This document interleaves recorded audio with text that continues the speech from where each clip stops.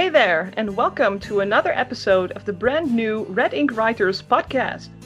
My name is Sandy Butchers, and I am the author and illustrator of the Singularian Grimoire anthologies. You can find me on Twitter at Sandy Butchers. And my name is Lydia Stevens. I am the author of the Hellfire series and the Ginger Davenport escapades.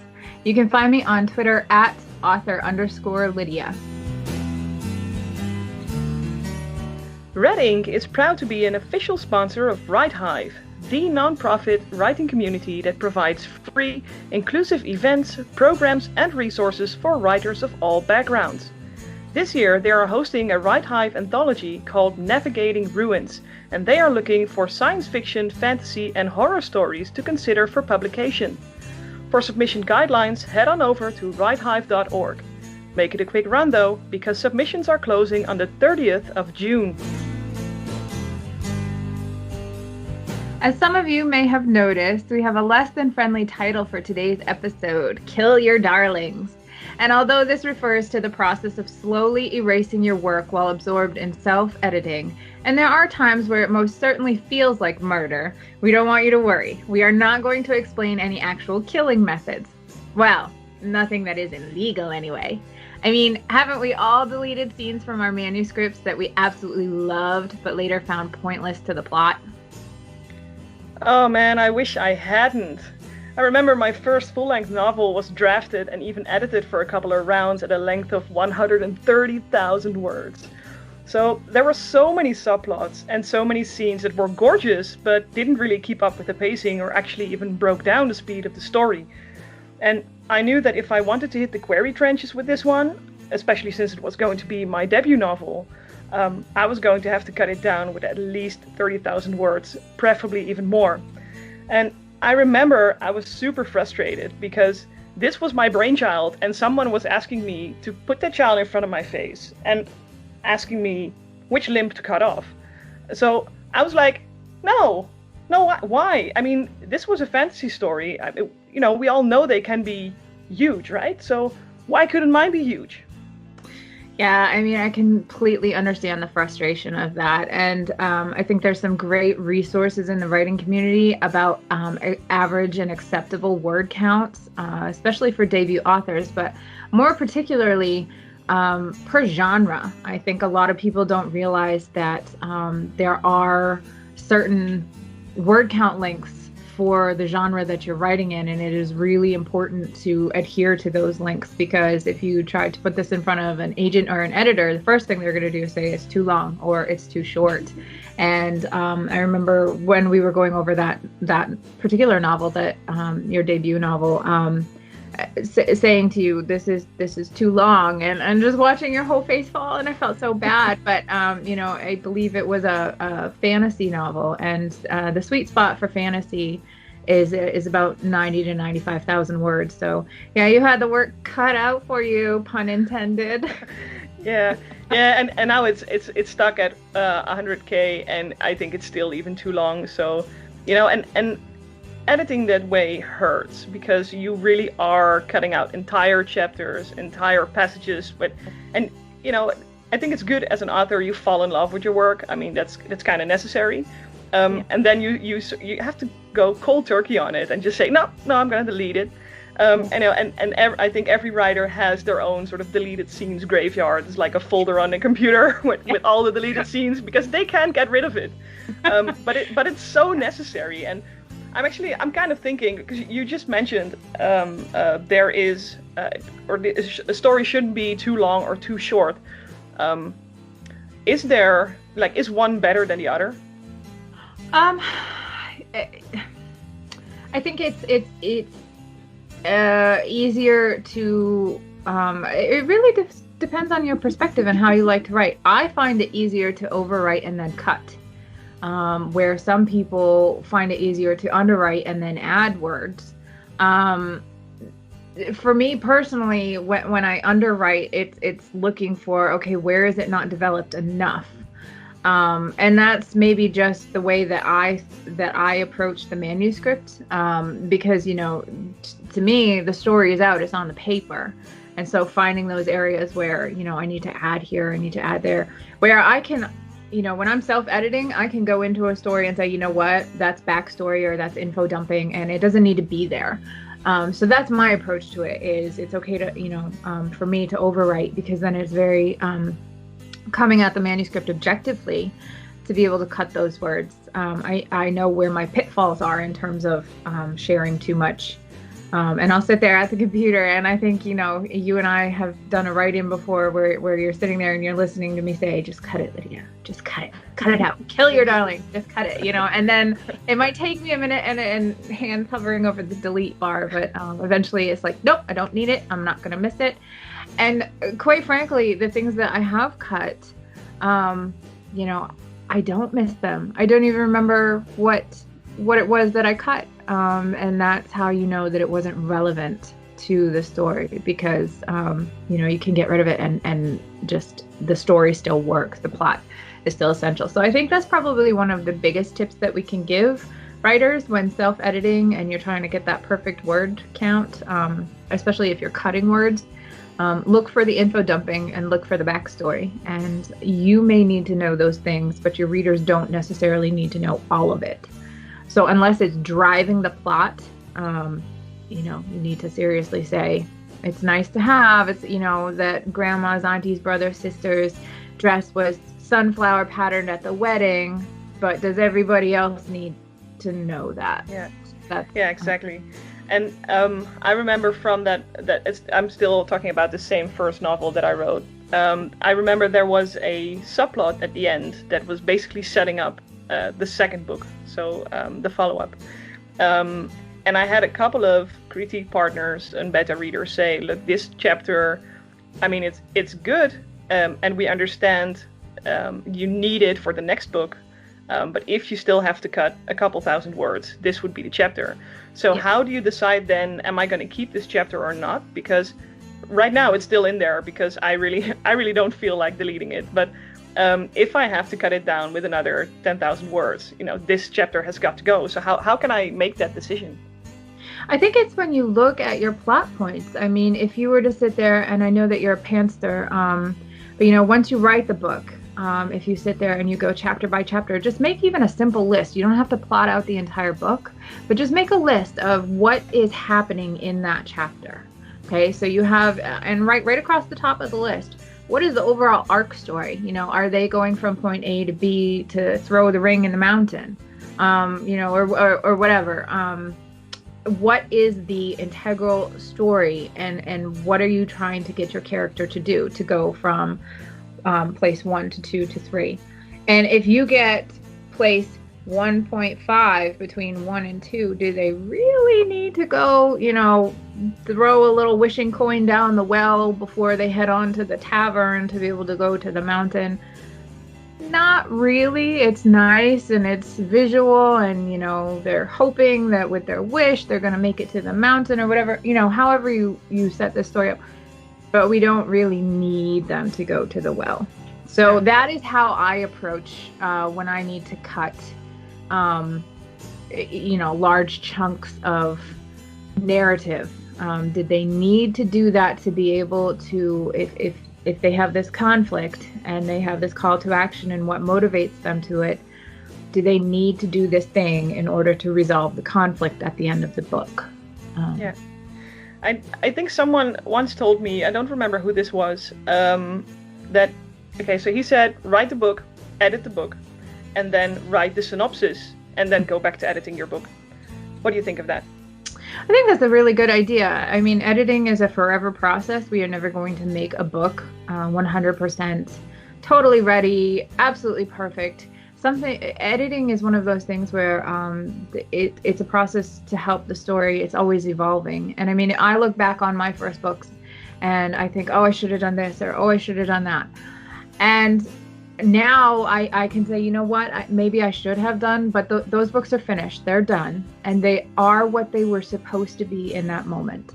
I think the idea of writing a synopsis after you've written a book and edited it, and then going back to edit another round, that's a great idea. I've never tried that. I might actually try that in the future, just to see, how can I get a little bit more in just this one more round. So that's a very good idea. Yeah, and I actually even think that because you wrote the synopsis, you have sort of straightened out the entire story. So you wrote down exactly what you need, because that is the essence of your story. And then if you start reading it through, I think it really helps you, point out those chapters or those passages that you maybe even don't need. So, in retrospect, I think I wish I had known this method before, I sort of finished that first book. Yeah. I think this goes back to, a little bit of being underdeveloped as well. We've talked a lot about having to cut material, and I know that both you and I tend to overwrite, but let's chat a little bit about underwriting. I did have a manuscript where I did that, and it was so hard to bring this manuscript up to word count. I had queried it, and an agent was kind enough to say to me that she just didn't connect with the character enough, the main character. So I went back through the entire book, and I made sure that the plot and the pacing in terms of action were on point. And then I went back. I think I had to bring this book up. It was either 10,000 or 15,000 words. And I went through each chapter, and I looked, where can I develop this main character in terms of emotions or physical, what's happening physically around her and how she's reacting to that. And I ended up doing the majority of the work of having to bring a book up to word count by doing it that way. So even if it's maybe not your main character, if it's your plot or your pacing or something like that, you need to slow your pacing down. Maybe describe some setting to help throw it down, or describe some more action. There are ways to bring a manuscript up to word count, and do it in layers. I think go through, look at each of the characters. Are they developed enough? Look at your plot. Is it a reasonable plot in terms of it makes sense that the characters are doing this?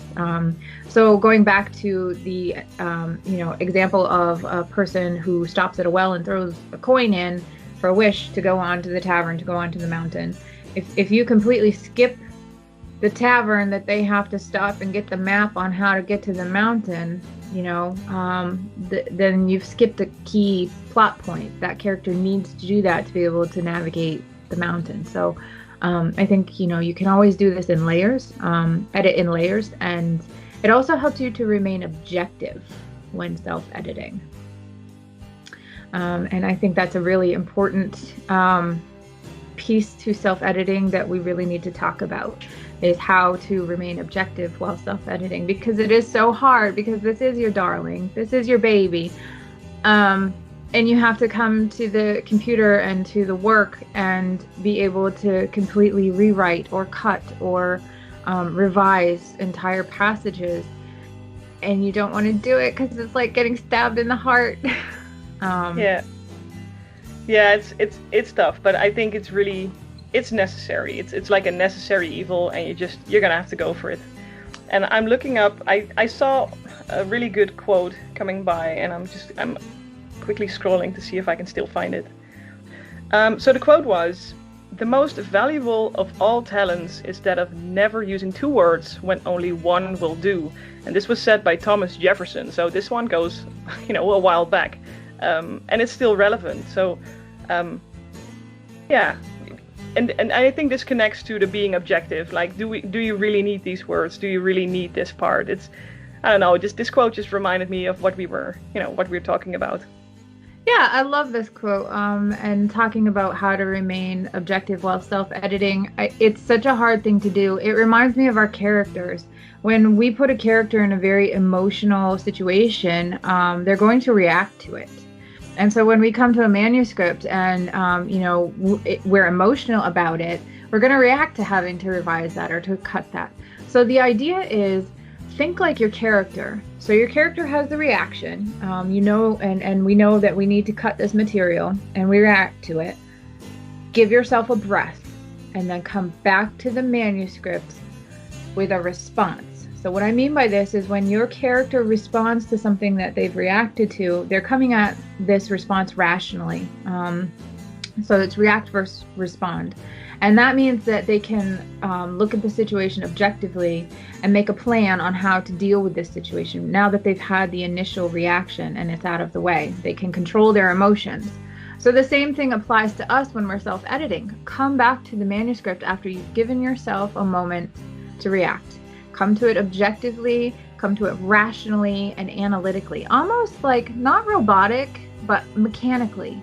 Look at your manuscript, the mechanics of it, how your characters are developed, how the plot's developed, how the pacing. So make yourself a checklist and go down through that checklist and edit in rounds if you have to, or edit chapter by chapter and cover all of those things and say, you know what, this is hard and I acknowledge that feeling that this is going to be difficult, but this is necessary because self-editing is absolutely 100% necessary. So if you can come at it with a, you know what, I have a list of things to do to edit this chapter and I'm going to do them. And we all have to do things that we don't enjoy doing. And this may be, you know, one of the big things, especially for writers. We can get through it and we can make that manuscript the best that it can possibly be. I almost feel a sense of detachment. I read the manuscript like I didn't write it, like someone else wrote it, and I say in my head over and over again, this is the first time I'm reading this manuscript, or you know, how would I react to this, or how would I rather respond to this, how would I respond to this if I hadn't written it? If I was doing a developmental edit for, say, you or another one of my clients, what would I say to them if I read this? And how would I guide them to develop this more or to completely revise this because it's just not working? So if you can come to a manuscript like that, I think, you know, that's the best way to approach self-editing, is very rational, very calm and collected, and, you know, just do the work. Yep.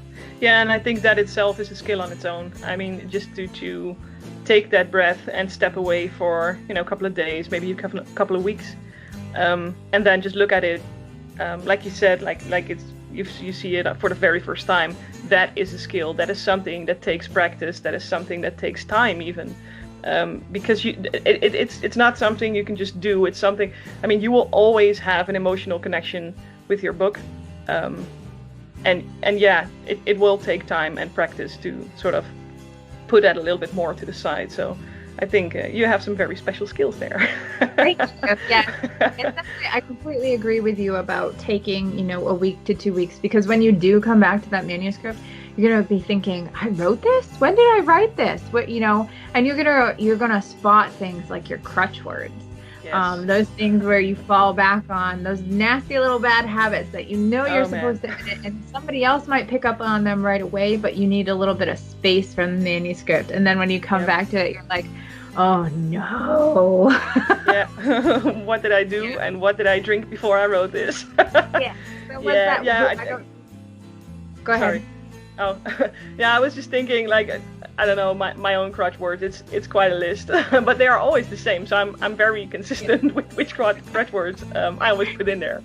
And I actually made a list of, you know, top 9 crutch words that are very common to spot in a manuscript, and I will be posting that list later this week on Twitter. So, you know, if you want to see that list, and it's called The Author's Guide to the 9 Circles of Hell, obviously, because they are hell, they are your personal nightmares, but I will give you tips on which words they are and how to fix them. Perfect. Yes, I love it. Yeah, we all have those little bad habits that, you know, we get into, and I don't know who said the quote, but I love the write drunk, edit sober. So when we're definitely writing drunk, you know, I like to call my wine my mommy juice, and it's late at night at midnight, and I finally get to sit down and put the words in, and, you know, feeling pretty good about life. And then I come back to it sober the next morning, and I'm like, oh Lord, help me.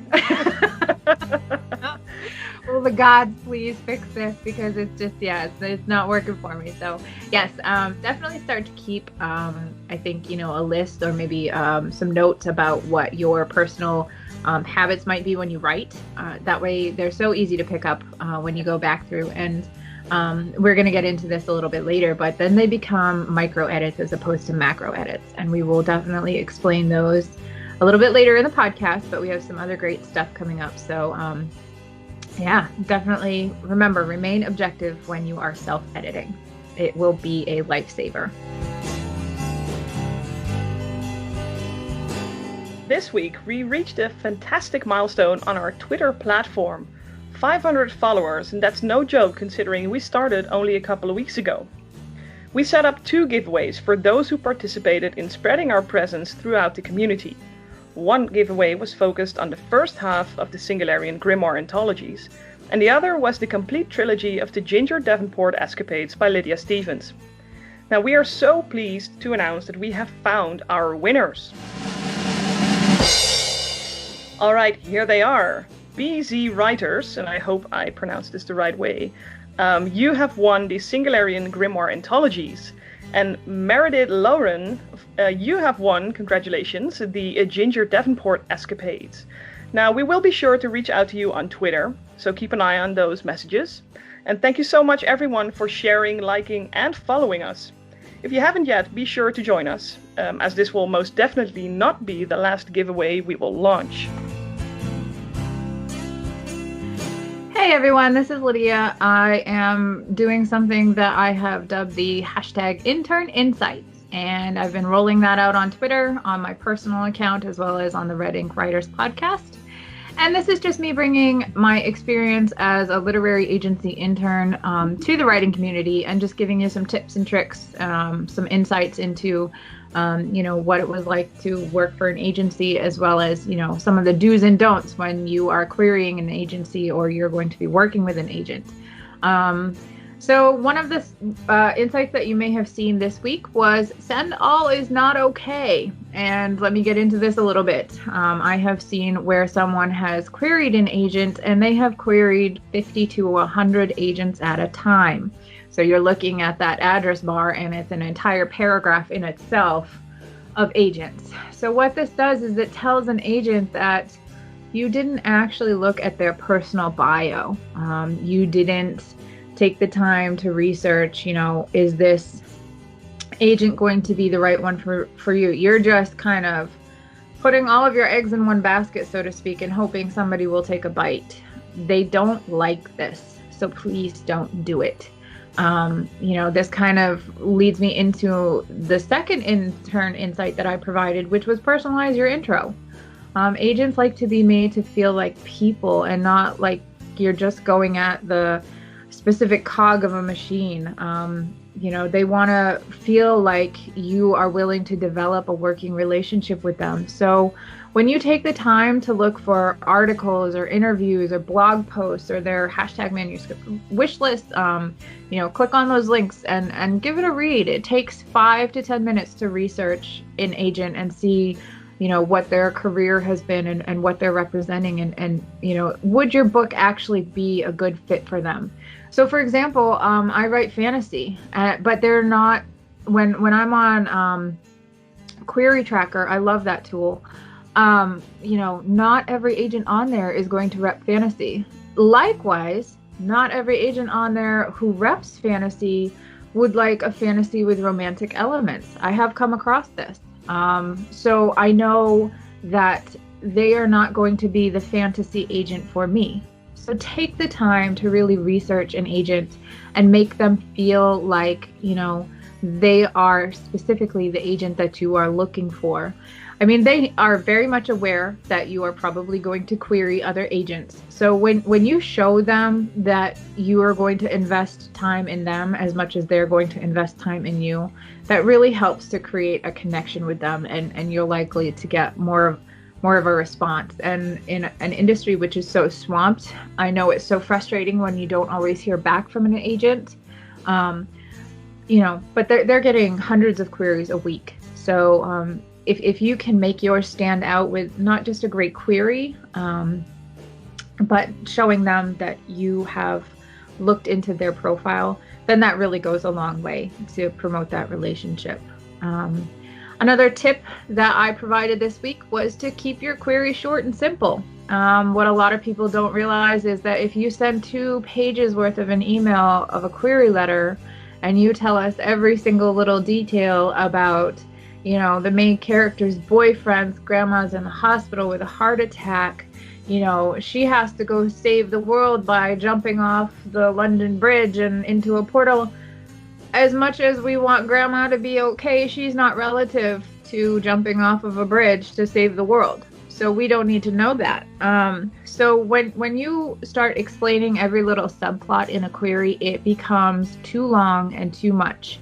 And an agent is going to be sitting there reading it and thinking, what does this have to do with anything? Let your work speak for itself. You want the major plot points and conflicts in a query letter and what your main character is going to do about it. So that brings me to sort of a sneak peek of what I'm going to be providing you next week for the intern insights. And that is, the 4 steps to writing a query, and who is the main character, what do they want, how are they going to get it, and what happens if they don't get it, and that's the stakes. And this is versus the GMC model of a query letter, which is the goals, motivation, conflict. Both provide the same information in a different format. So definitely be sure to look for that intern insight. There's going to be 3 of them. I post them Mondays, Wednesdays, and Fridays. And take a look for those hashtag intern insights, and I will go more in depth with that.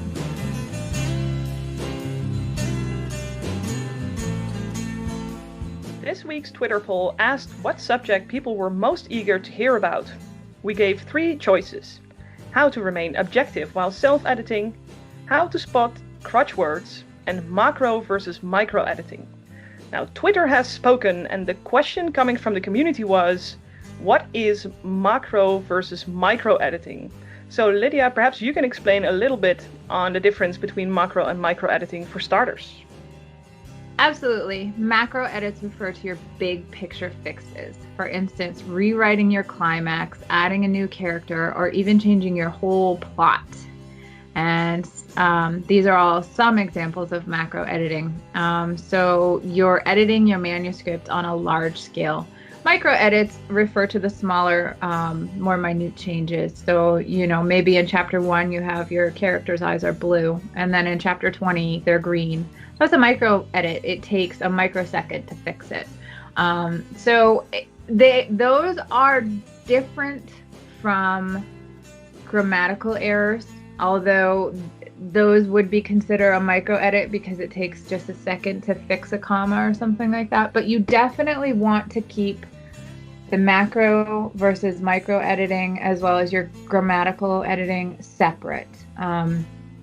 So when you do, you should always start with your macro edit because it's such an expansive edit. So it's, maybe you realize that you have this whole entire chapter that needs to be rewritten because your character has to, do this certain battle with somebody in order to win a sword or something like that, to be able to go on to the climax of the story and defeat the big bad guy or something like that. So, or you've discovered that, the plot of your story simply does not work and you have to go back and this goes on to a lot of world building kind of things where you figured out that for some reason the way you've set up your world and the rules of your world is not working.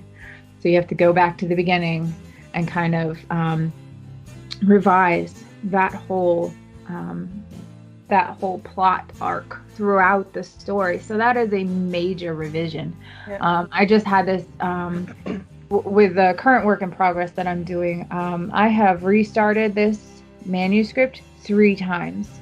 The first time was, the main character was sitting in his office and he was drinking and, in walks this character and brings about the, sort of call to action for the story.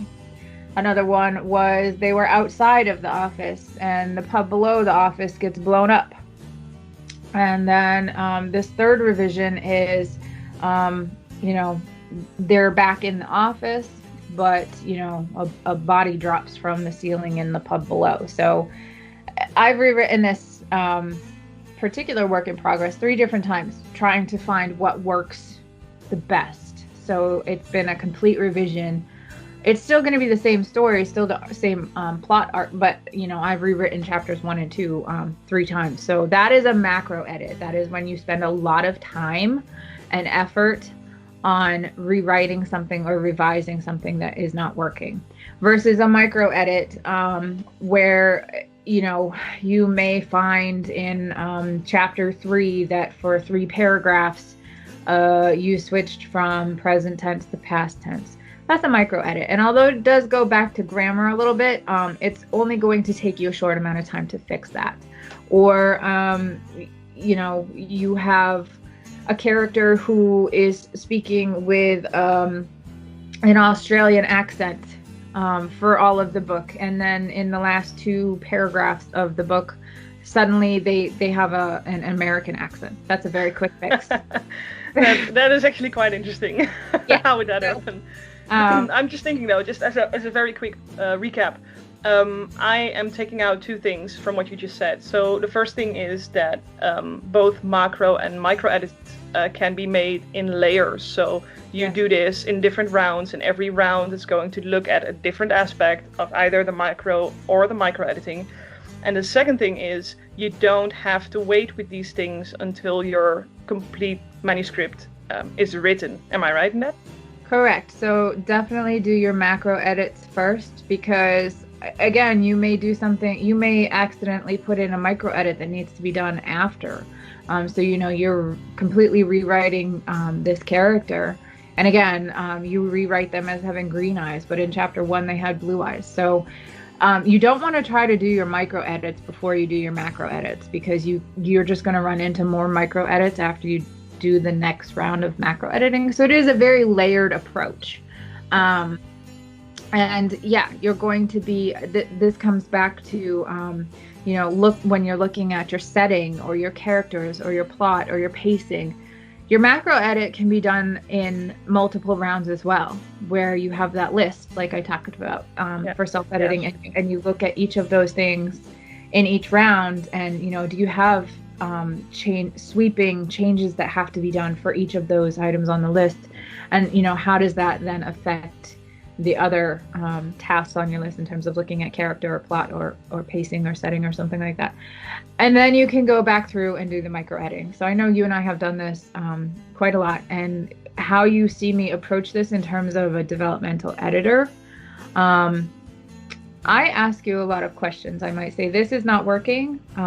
What if you did this? Or why is this character doing this? And, you know, you might think it's a quick fix, but when you come back to it, you're like, oh, this character is doing this because of XYZ. And then you're like, wait a minute. That then affects what they did in chapter 1 to how they got to chapter 13. So that would be considered a macro edit. Whereas, you know, sometimes I've pointed out you misspelled this word, or, you know, you're saying one of your crutch words, you know, again. Too many, you know, so it's a very simple comment that you might see from me where I'm like, you know, just maybe change this word, find a synonym for this word. Yeah. That is considered a micro edit. So, you know, I do comment on those when I see them, but as a developmental editor, I specialize in the macro editing more, where I can look at a story and see the big picture revisions that need to be done in a story. So definitely, you know, when you're self-editing, you can have that approach. Or if you have an editor, you've hired an editor, and you're wondering, why are they making the comments that they're making? Like, if they're asking me why a character is doing this, or why this setting or this particular aspect of a world has been done this way, consider that to be probably a macro edit, and it needs to be changed. Or you need to spend a lot of time thinking about this suggestion and revising it. That's a macro edit. as opposed to And in terms of, because you just mentioned, like, if you hired an editor, this isn't something, or at least it doesn't feel like something you always have to do alone. I mean, yes, we are talking about self-editing, but considering our previous episode was about critique partners, Right. I think there is definitely a lot of overlap there as well, Yeah. because especially if you have the list of things that you want to take a look at, present that list to your critique partner and see what happens. And initially it might be editing with someone else, but I mean, in the end, you have to do the work, of course. So it's still self-editing. But I think there's a lot of overlap in there. Yes, definitely. You can get a lot of these great macro versus micro editing from critique partners as well as editors. There's something also to be said for beta readers. You might think that you are completely done this story, you have self-edited it, your critique partner has edited it, and then you hand it over to a beta reader. And they're saying, they give it a read and they come back to you and they say, I liked it. It was really good. There was this one part I wasn't so keen on.